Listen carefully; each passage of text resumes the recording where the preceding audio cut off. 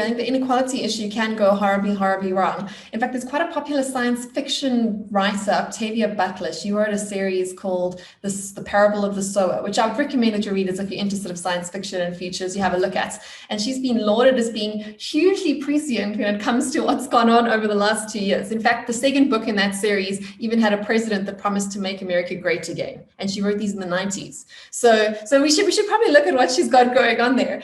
And what she wrote about there is essentially an America that has turned into a variant of South Africa. And why I enjoyed reading that is because when I was reading her vision of a dystopian USA, she was essentially describing the Johannesburg that I've grown up in for the last 30 years, talking about gated communities with armed guards that are trying to keep the poor out and to sort of separate. And what she sort of wrote about is how those systems devolve. So as more and more people are outside the gates and less people are inside the gates and more division there is, the more risk of those sort of gated communities, which are essentially sort of downgraded modern versions of a sort of a castle city that we used to have in medieval times, sort of run by a feudal lord.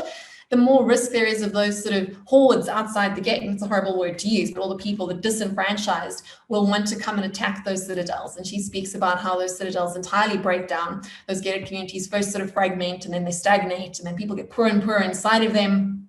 And they end up those societies end up sort of destroying itself. So it turns into a complete dystopia, driven very much by inequality, and by the fact that people are motivated by sort of economic constraints only, not thinking about the social dynamics.